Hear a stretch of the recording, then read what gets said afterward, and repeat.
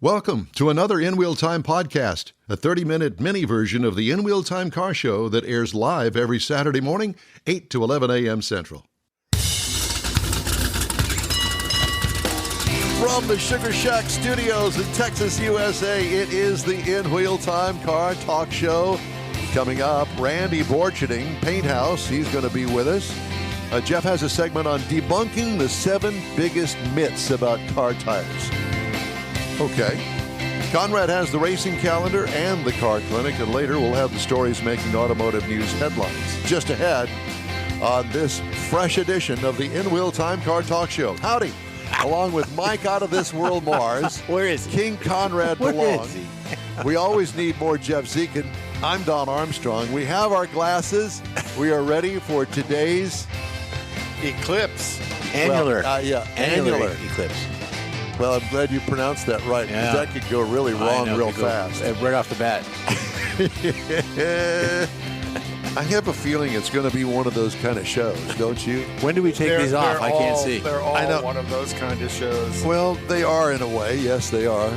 So we can take our glasses off now. Okay. Because I have to tell you. I don't know. Thank you, might Jeff. be better off to keep them. Well, it may be. Let's see how the show goes. Randy's going, what are these guys doing? I know. Well, we can't help. We can't help ourselves. Put your glasses on, Randy. Yeah. Randy, do you have glasses? Yeah, he's got them on. I do. You got them? Not those glasses. I'm talking about your Eclipse glasses. Oh. No, I don't. So That's what we got welding shields for. Oh, welding there shields. There you go. Okay. We'll do that next time. All right. Well, anyway, thank you for being with us this morning, and we're going to we're going to do that. I did want to start off with UAW news. Ford now has more workers on strike than General Motors and Stellantis, even though it has offered the highest pay among the 3 automakers. The escalating work stoppage, which began September 15th, was meant to keep Ford Motor Company, General Motors, and Stellantis off balance. But UAW President Shawn Fain said the companies had grown complacent with his regular cadence of weekly updates. That's why Fain played one of his biggest remaining cards last week, abruptly shutting down Ford's largest and most profitable assembly operation, the Kentucky truck plant in Louisville. Halting output from Kentucky Truck carries huge financial consequences for Ford. The plant generates roughly $25 billion in annual revenue. Wow. With, get this, 1,700 hourly workers building Super Duty pickups and 2 large SUVs, the Expedition and the Lincoln Navigator. Ow! 1,070. So I'm going to destroy the companies I work for. Pretty much. That's his intent. Yeah, it doesn't make a whole lot of sense to me. Nope. So at what point do you say, I think that we're just going to build it all in Mexico? Build it all. Yeah, well that would be Ford's answer, I guess. Right, that was their answer. That's why they shut the Kentucky truck plant down. So there was also talk that the strike would have leaning toward ending by last week, by actually Friday. There was rumors that it could happen. And I know we talked about it, but it didn't happen. Well, Ford had made some pretty significant concessions at a level that would have been very detrimental to both GM and Stellantis, and the UAW still didn't take them. Ford understands how to, in my opinion, play the game much better than GM and Stellantis does.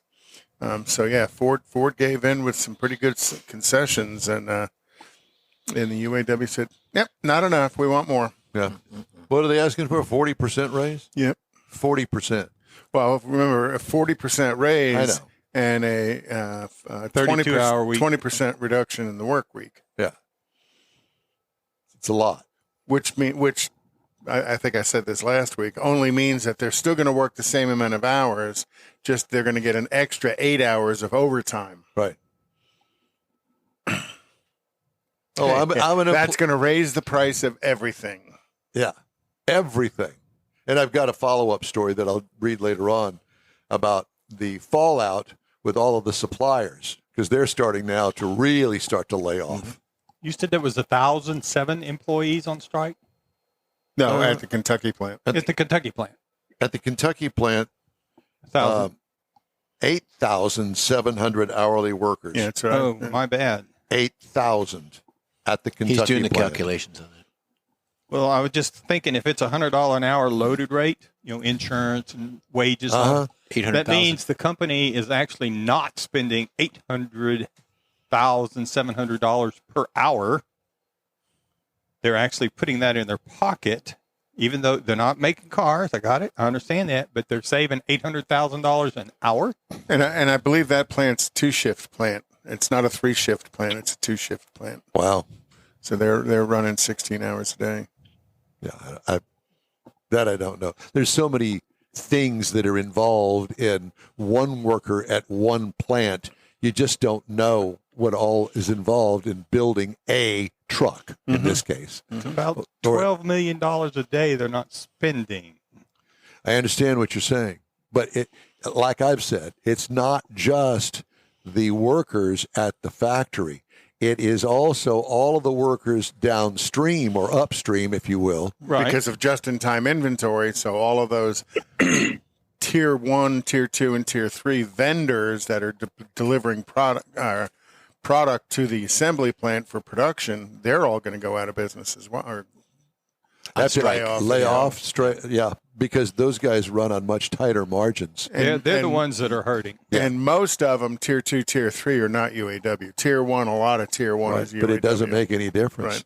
Right. Yeah, if they're not building cars. Well, at any rate, we'll talk about more of that later on in the show or throughout the show. Let me put it that way. We got 3 hours coming your way, and we're going to start this morning's conversation with Randy Borcharding, who owns a company called Painthouse. And it's a very high-end custom car builder, maker, painter, fixer, Fabricator. do-all. Yeah. How was that? Have you ever been? You ever been called a do-all? Can you put all of that on a business card? Gonna need a bigger wallet. Yeah, I had a bigger wallet. Yeah. To put the business cards in. How are you? Oh, we're fine. Enjoying this weather. Thank God it finally got here. Yeah, amen to that. Does it has impact? been- Does it impact? I know it impacts just the technicians' work in the shop. Does it impact your ability to paint the high ambient temperatures? Absolutely. You got to thank God I live on the property, because I'll come out and paint at 1, 2, 3 in the morning versus in 115, 120 degrees in the booth. And even then, it's still back over the course of the summer. It was 95 at nighttime. Yes. It never cooled off. That's correct. So it was just less of a bad thing is what it became. And you just deal with it. You know, they've got special reducers and Yes, things exactly. that help you. But Randy, nonetheless, go how ahead. often are you in the paint booth on a week? Some weeks not at all.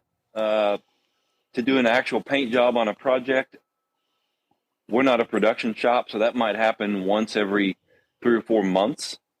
However, there's always lots of other things to spray. Yes. Primers, sealers. That happens way more than painting does, but I guess it's part of painting. It's Yeah. spraying a product. And those can be trickier than the actual color and clear coat because of their solid contents. They don't like the heat. They don't behave well. So, just for those that don't know, I mean, what you're talking about is beyond a primer on the body. You're talking about a primer filler kind of deal. Sealer. Correct. And a sealer. You've got primers that, like, we use an epoxy primer on the bare metal. That's our foundation. Right. It's not so heat sensitive. But when you get into the thicker primer fillers, primer surfacers that you would block sand Yeah. to smooth the body, because they're so high in solids, when it's so hot and humid, you really got to know how to handle the chemistry so that you don't get into solvent popping and trapping and things that can wreak havoc later on in the paint job. You may not see it right away. It may show up later. And then you got a real problem that's very expensive to fix. Do you have that happen to you every once in a while? Once in a while, yeah, it does. Yeah. You follow all the rules, and still you get a curveball every now and then, and it's not inexpensive. particularly at this, sort of this level of the game, if that's the right way to put it. No, well, yeah, for you, I mean, you are definitely top tier. Battle of the Builders winner at SEMA. You're recognized not only by the local people who know who you are and what you do, you're recognized by industry leaders for who you are and what you do and the quality of work that you do. Yeah, I appreciate you saying that. It's my guys. We have a great team here. How many guys do you have in there? Myself and 3 others. There were 4. We recently had a fella leave and go back to his former career in the diesel industry. So if there's someone out there looking, I'd love to hire the right person. It's just hard to find that good fit. Yep. Randy, Jen's involved in this, isn't she? Yeah, she handles a lot of the bookkeeping and the stuff that keeps us in business. The paint prep, putting the money in the bank when it comes in, and making sure it goes to the right people when it goes out. Yeah, and getting insurance and the stuff I don't want to do and I'm not good at doing. Yeah, it's the necessity. So she's actually part of the team too. Oh, indeed, yeah, indeed, yeah. So I get, in that sense, there's 4 of us. Well, let's talk just for a minute about the prep. We hear all the time, and we kind of touched on it just a minute ago. We hear all the time that it's all in the prep. It's kind of like going for a colonoscopy, kind of. Oh Lord! In a bizarre way, maybe truly bizarre. Yeah, but it's true in the sense that these cars can be a pain in the ass. Well, touche. Yeah, good one. But it truly is, and it really starts with the actual primer on the bare metal, because if you don't have that contact, that adherence from the primer to the metal, the whole thing could go south real quick. Absolutely. That step, that first cleaning of the metal, prepping of the metal, and the product that goes on the metal, if that's not right, none of the rest of it matters. Yeah, ask anybody who owns a white Chevrolet pickup truck or van through the years where the paint just peels off. In big chunks. Late 80s, early 90s. Right. I remember those, yes, sir. Yeah. Randy, do you take them all down to bare metal? Yes. Just so that you get everything?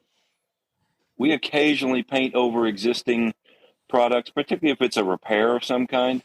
However, almost every time we get bitten in the arse by some problem, some hidden problem, some unknown problem that would have been corrected had we stripped the area.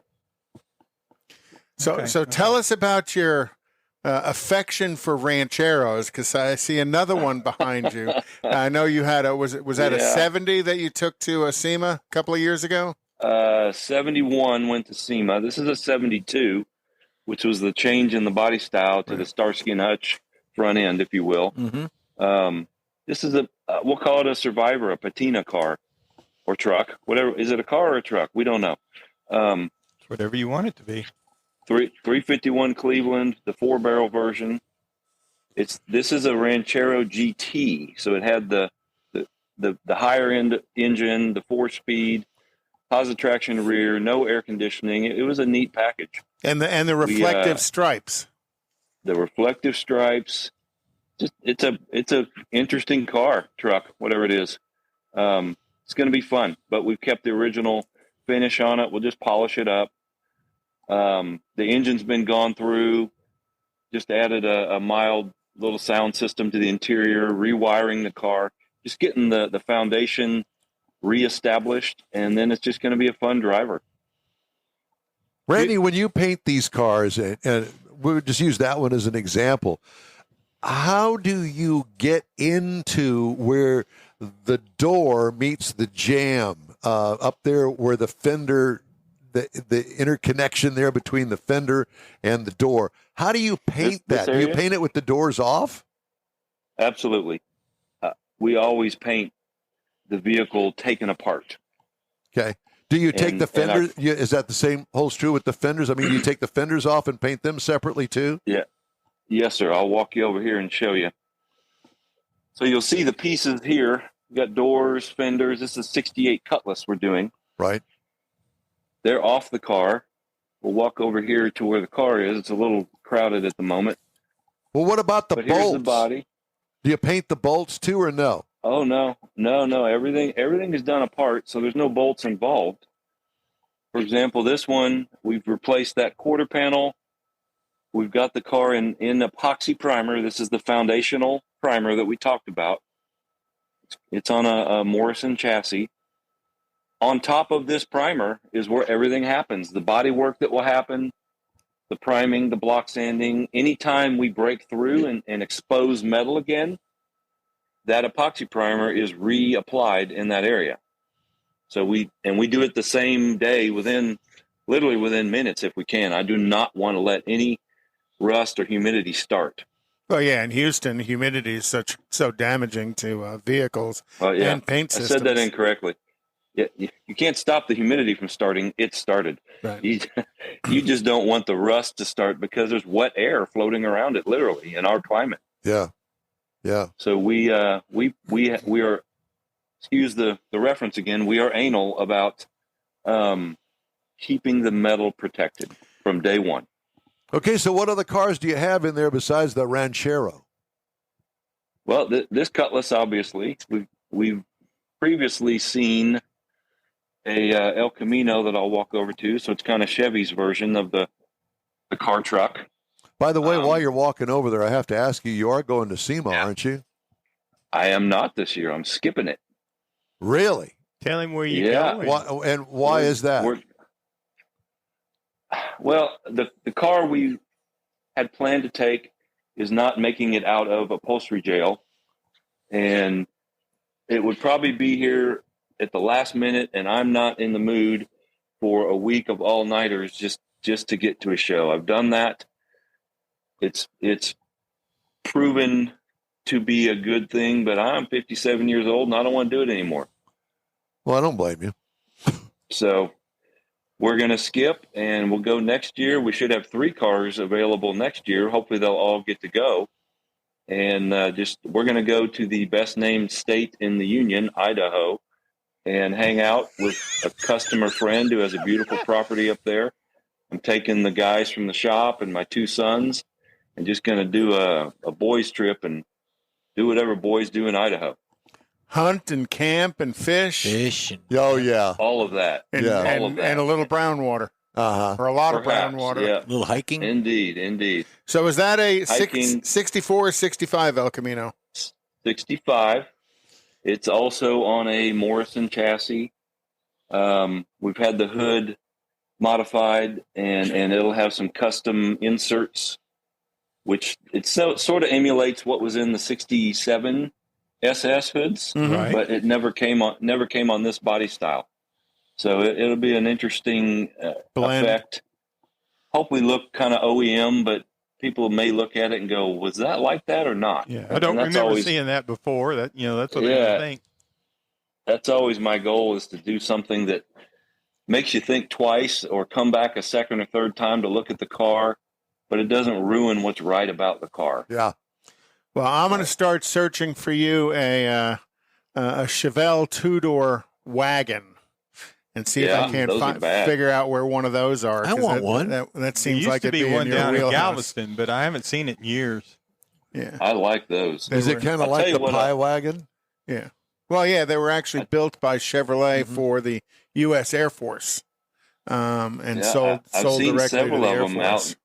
Seen several of them in the hot rod world. Yeah, Pontiac makes a The nice one, two-door Malibu wagons are Yep. very cool. right. Yeah, it's not a panel. It's got all the glass and Yep. everything. Well, Randy, it's always great to talk to you, my friend. We thank you very much. I have a question though, Randy. Well, wait a minute. Yeah, No, you sorry. don't have time for a question. You've No. waited Then- till the last second. Then I'm going to send him a text. Where's the Oh, you're Corvette? not looking. All right.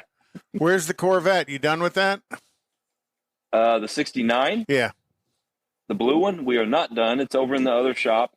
I was afraid the call would drop if I walked over there. Yeah, it's waiting to be wired. That's its next goal. And then off to upholstery, And Upholstery jail. which, well, hopefully not. This one hasn't committed any crimes that I'm aware of. So it should not need to stay in jail, I hope. These things change, though. It's a Anybody fluid else process. with any other questions, Mr. Mars? No. I was just going to ask him if he was taking 3 or 4 cars next year to SEMA if he needed some help, an additional crew. I see. But I'll ask him offline since we don't have time to ask him Well, right no, now. but because you're going to have to probably glom on to something else to be able to go because, his truck's going to be full of cars. Just saying. Well, I just thought maybe he needed somebody to help wipe him down when he got there or something. Yeah. If you're volunteering, we can talk. Randy, we love you, man. Thank you so much for joining us. We appreciate you and hope to see you soon. Yes, sir. Thanks, guys. Take care. Thank you. Bye-bye. Randy Borcharding. It's always fun to talk I know. to. Love talking to Randy. Okay. Time now for the In Wheel Time race card. And the race card is sponsored by Texas Nostalgia Modified Production. All right. And racing is coming to an end. NHRA is up in Ennis this weekend. At the Texas Motor Speedway. No, at Ennis and Texas Motorplex. Thank you. And then NASCAR's in Vegas this weekend. Next weekend they're in Homestead, and then they're back in Martinsville, and then the finale November 5th in Phoenix. Formula One is in COTA next weekend. Mexico on the 29th, Mexico City on the 29th, Brazil on 11/5, Las Vegas on November 19th, and that's the first time they'll race. And they're racing the streets of Las Vegas. That should be pretty cool. I think that's going to be an interesting play on how do they shut down the streets of Las Vegas and run 200 miles an hour down the strip or down the Whatever road, down the yeah. main. They got a lot of 4-lane street. roads, so I could see where they could do the speed, but like you say, shutting it down could be an interesting trick. And then this weekend, as well as the finale for IMSA, and so with the Cadillac DPI cars and kind of the final run for the Corvette in IMSA as well, because that class is going away, and it's going to be kind of Corvettes. The Corvette's moving to some other class or something. GT4. There you go. But they're kind of going to be their swan song at IMSA. Hopefully they can pull it off and win. But that's racing this week. All right. And by the way, on television, NHRA qualifying Sunday afternoon, beginning at noon on FS1, and then the finals are following that at 5 on FS1 on Sunday. No, not 5, at 3. So it's at noon and then noon and 2, whatever. It's on FS1. Go there if you dare. I refuse to pay for it, so I'm not doing it. Time now for Jeff's feature. This week it's debunking 7 myths about car tires. 7 myths. I get this all the time. What about this? What about that? Well, tires are one of the most important components of any vehicle, but plenty of passenger tires myths need debunking. And all new cars come with a spare tire? Not necessarily. It used to be standard practice for cars to come equipped with a spare tire, stored in the trunk, of course. However, around about 1 in every 3 cars sold do not have a spare tire. Instead of a spare, many cars come up with an emergency tire inflation kit containing sealant, air compressor, and temporary seal patches. That's common practice nowadays, so be careful. If you're looking for one, ask your dealer. The digits on the sidewall show tire pressure. Well, not necessarily. Some drivers mistakenly believe that the series of digits molded into the sidewall of their tires indicate the correct inflation pressure. Not necessarily true. Sidewall digits actually provide the tire size specification, maximum inflation pressure rating, not the recommended tire pressure for your vehicle's tire. So be careful. Do not read that and think, oh, that's what it needs to be, because it's not. Look at the placard on your vehicle. Look at the manual. Call your dealer. Call a tire store. They'll be able to help you. All-season tires work in all conditions. Don't be misled by the name. All-season tires are not optimized for year-round performance in every condition. All-season tires provide decent traction across a range of conditions, similar to a Swiss Army knife. A lot of other things going on with that tire build.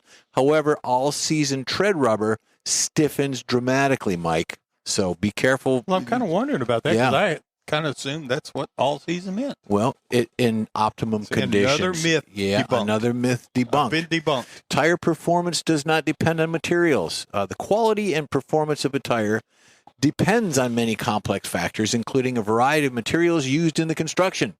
Modern passenger tires contain over 200 different raw ingredients: synthetics, natural rubber compounds, steel, nylon, silica, so on and so on, even black carbon. That's where you get the blackness of the tire. So there you go. The next one to be debunked would be, should you drive on flat tires? Well, pneumatic tires all share a common enemy, and it's called the nail. While it is true you should not drive on a flat tire, that may no longer be a worthy cause, revolutionary airless tire technology from companies like Michelin and Goodyear aims to eliminate flat tires and blowouts entirely. Michelin has an Uptis airless tire replacement, which is a flexible tire. It's a thermoplastic spokes that absorb impacts. This allows the tire to avoid typical punctures and maintaining a good, smooth ride for the vehicle. Hey, let me ask a question while you're talking about that. Yep. Run flats. A lot of cars come with run flat tires, Sure. which are kind of an emergency. You can run on a flat tire to get off the road. Right, for a short distance. Yeah. Are they repairable, a run flat, like a regular tire is, where you could patch a hole in it? You could probably do it once and maybe not get away with it for very long, but it's not really designed for that. You probably could. I'll say. But a run flat, typically you should replace it. You should Right, repair right. it. Okay. And now if you put a plug patch in, it actually lowers the rating of the tire every time you plug it. It lowers it down on the spectrum. So the next one would be passenger tires. Are they the same as race car tires? Are they similar? If you think that tires on your Camry or your F-150 resemble those of a Formula One or NASCAR race car, think again. High-performance racing tires are engineered for maximum grip, speed, and durability. Pirelli, when I worked for Pirelli, they always had the point of their engineering for the road came from racing. Well, it is true, but they're not really the same. So the last one to be debunked are EV tires, or EVs don't need special tires. Well, they do. Believe it or not, Tesla and other electric vehicles require specialized tires developed specifically for their unique characteristics. The heavy battery, that's the whole impact of that, Conrad. The heavy battery, which means the EV, more weight pressing down on the EV tires. EVs also deliver instantaneous maximum torque to the wheels and increasing tire wear. So there you have it. That's another one of those things that doesn't get advertised with EVs is some of those special things you got to worry about. And the cost. Don brought that up, too, with the cost of it not very long ago, a week or so ago. $900 for one tire on an EV, a Tesla that had a flat. All right, well, the In-Wheel Time Car Talk show is available 24/7 through the iHeartRadio app. Just look for In-Wheel Time Car Talk. We also video stream on Facebook, YouTube, and InWheelTime.com. Podcasts at your fingertips on over a dozen of the most popular podcast outlets. The In-Wheel Time Car Talk show will continue right after this quick break. Rogers Dabbs Chevrolet and GM Performance has the absolute best price that you're going to find on GM parts, transmissions, and engines in the country. With the largest inventory as well that you're going to find in the U.S., Rogers Dabbs Chevrolet and GM Performance has what you need and has the best customer service to back it up. Contact one of our Texas team members for quotes and get that on your dock or at your front door as soon as possible. Rogers Dabbs GM Performance. Best inventory, best prices that you're going to find in the United States. Rogers Dabbs GM Performance. The original group of Loopy Tortilla restaurants will have you telling your family and friends just what the original recipes mean when it comes to the best fajitas in Southeast Texas. Founder Stan Holt invites you to visit the original Loopy Tortilla near I-10 and Highway 6. Here's the original house that inspired the design of all the rest and the original charm that helped make Loopy Tortilla the go-to destination for Houston Tex-Mex. Speaking of original, nothing can compete with the original lime pepper marinade that everyone will agree makes Loopy Tortilla award-winning beef fajitas the best anywhere. Loopy Tortilla Katy is another location that gives you the same quality and service Houstonians have come to expect at Loopy's. It's located just off I-10 and the Grand Parkway at Kingsland Boulevard in Katy. Find yourself in Aggie Land? Head to the Loopy Tortilla in College Station, located just around the corner from Kyle Field. It's a great place to enjoy those famous frozen margaritas before or after the game.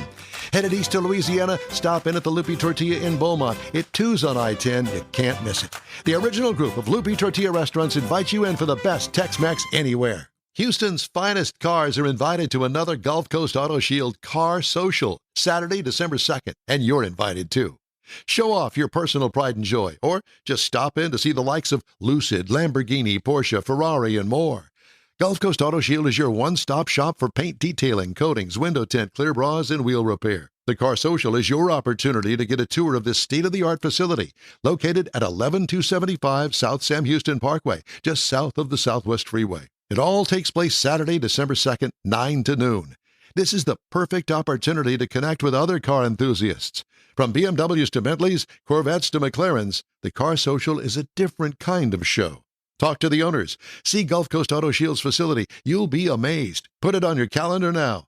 The Gulf Coast Auto Shield Car Social, Saturday, December 2nd, 9 to noon at 11275 South Sam Houston Parkway, just south of the Southwest Freeway. The In Real Time Car Talk Show will be there too. We'll see you then. That's it for this podcast episode of the In Real Time Car Show. I'm Don Armstrong, inviting you to join us for our live show every Saturday morning, 8 to 11 a.m. Central on Facebook, YouTube, Twitch, and our InRealTime.com website. Podcasts are available on Apple Podcasts, Spotify, Stitcher, iHeart Podcast, Podcast Addict, TuneIn, Pandora, and Amazon Music. Keep listening, and we'll see you soon.